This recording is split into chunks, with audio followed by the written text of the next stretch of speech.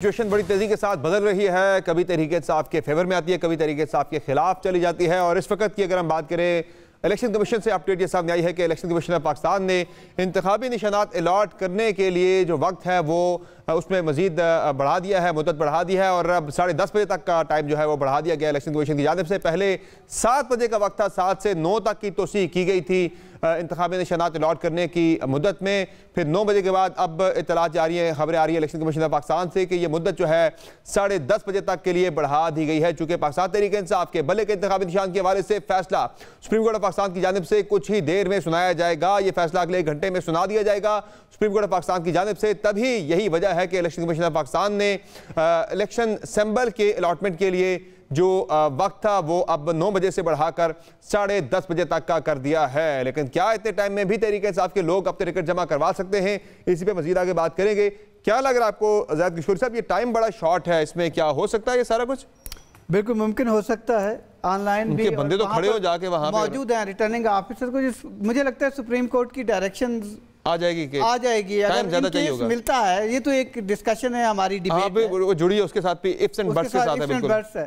लेकिन पार्टी के लिए ना मुश्किलात इतनी ज़्यादा हैं कि शायद पार्टी के जो मेंबरान हैं या लीडर्स हैं, हम बात करते हैं, उनको भी इस चीज़ का अंदाज़ा है, लेकिन ये अंदाज़ा नहीं है कि उनको क्या विक्ट्री मिलेगी, उनके कैंडिडेट्स को विक्ट्री मिलेगी। क्यों, मैं आपको मिसाल देता हूँ, एक एग्जांपल देता हूँ।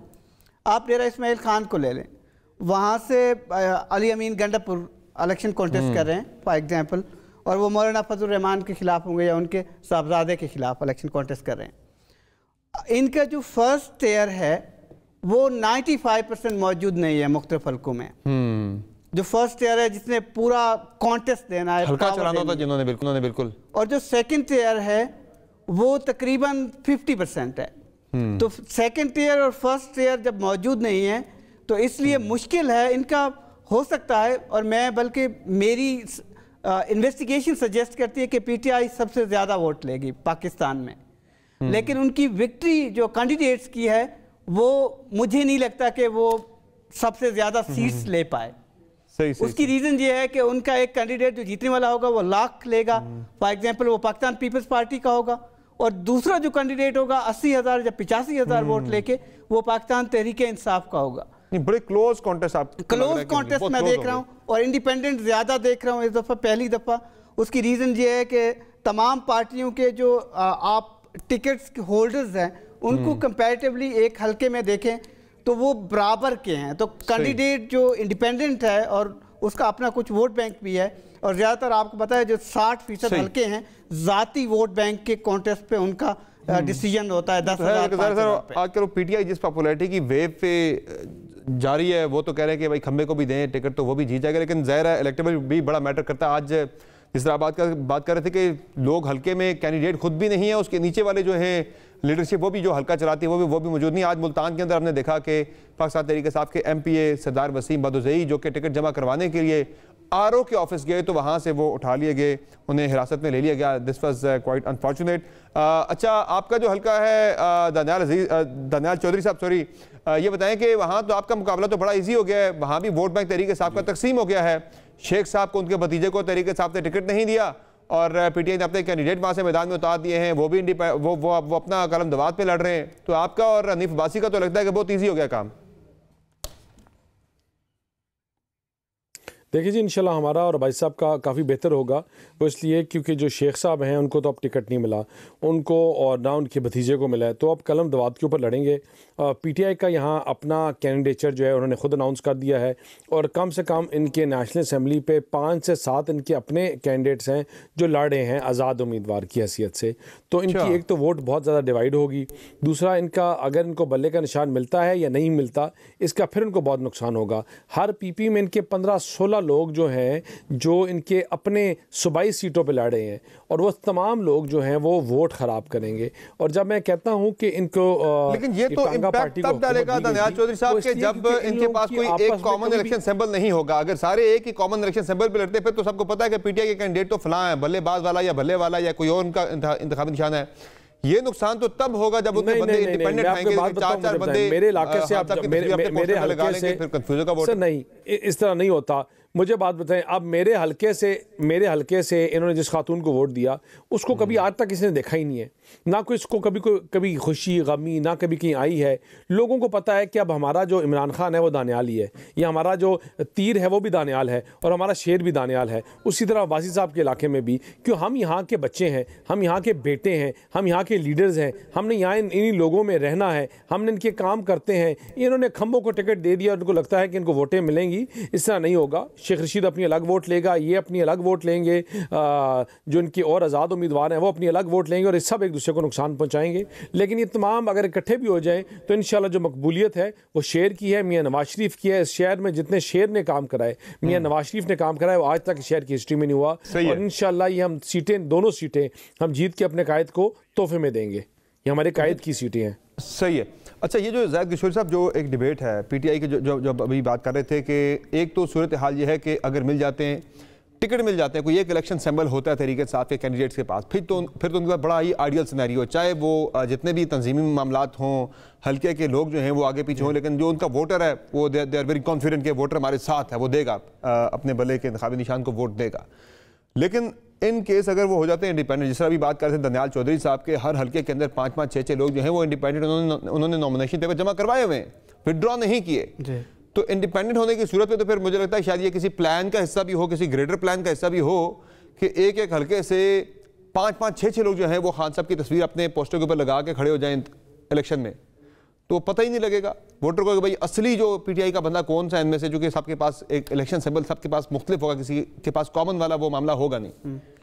मुझे तो इसलिए सरप्राइजिंग रिजल्ट ना सिर्फ नजर आ रहे हैं, इन्हीं तरीके इंसाफ के कैंडिडेट का उनके वोटर का भी बड़ा इम्तिहान है कि हमने असली तरीके इंसाफ वाला कैंडिडेट कौन सा, उससे हमने वोट डाला। कौन सा सरप्राइजिंग रिजल्ट इसलिए मुझे नजर आ रहे हैं कि अल्टीमेटली अगर नून लीग खुश हो रही है कि जी हम सेंटर में हुकूमत बनाएंगे या पाकिस्तान पीपल्स पार्टी, तो मुझे या पीटीआई खुश हो रही है, मुझे तो लगता है कि शायद आखिर में जो पोस्ट इलेक्शन सिनेरियो है 2-3 दिन या गवर्नमेंट फॉर्म करने का ना, असल वो जोड़ तोड़ वाली होती होगा, क्योंकि इस दफा 41 MNA जो पिछले पार्लियामेंट के थे वो इलेक्शन कॉन्टेस्ट ही नहीं कर रहे। उसमें 12-13 तो बड़े हैवी वेट्स हैं पाकिस्तान के और 4-4, 5-5 बार पार्लियामेंट का हिस्सा रहे, जिस तरह आफ्ताब शाबान मिरानी है, गौस बख्श मेहर हैं, फ़खर इमाम है, मोहसिन लिगारी साहब भी नहीं कॉन्टेस्ट कर रहे, शाहिद खान अब्बासी, एक लंबी लिस्ट मैं आपको दे सकता हूँ।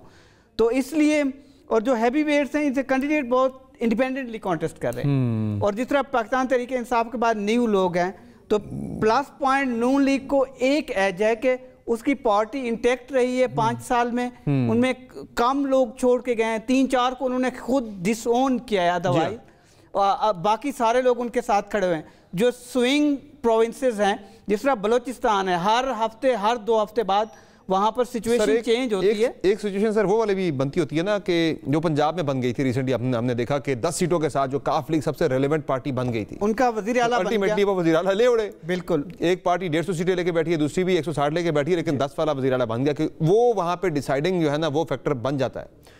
तो पीपल्स पार्टी आजकल ये क्लेम कर रही है कि हम हैं वो डिसाइडिंग फैक्टर, हम होंगे अगली हुकूमत किसकी बनेगी वो हमारे बगैर नहीं बन सकेगी। तो इस पे दे आर वेरी कॉन्फिडेंट कि हम कोई बड़ी पोजीशन ले उड़ेंगे कोई बड़ी पोजीशन। इसलिए प्राइम मिनिस्टर की जनूबी पंजाब से जो 48 सीट्स हैं नेशनल असेंबली की, उनमें ना 21 इंडिपेंडेंट बड़े हैवी वेट्स इलेक्शन कॉन्टेस्ट कर रहे हैं और पॉसिबिलिटी हो सकती है पहली दफ़ा कि वहाँ से 18 से 19 या 25 के करीब अगर इंडिपेंडेंट आ जाते हैं और पूरे पंजाब से आ जाते हैं, फिर जो रियल प्लेयर्स होंगे, गेम चेंजर, पहली दफ़ा मुझे लगता है इस्तेहकाम पार्टी होगी, क्योंकि उनके 18 से 19 हैवी वेट्स हैं नेशनल असेंबली में। अगर वो 10 से 11 सेंटर के लिए नेशनल असेंबली की सीटें ले जाती है और सूबाई सीटें भी लेती है, लेकिन सर वो तो मसला ये है कि उनके टिकट बड़े थोड़े हैं और वो वैसे भी नून लीग के साथ अलाइंड हैं। अब पार्लियामेंटेरियन जो पाकिस्तान तहरीक इंसाफ है उनके भी कुछ टिकट आ जाते हैं, तो इसलिए पाकिस्तान पीपल्स पार्टी हमेशा पोस्ट इलेक्शन सिनेरियो में बड़ी गेम करती है। जी हाँ, और उनको बड़े ट्रिक्स आते हैं।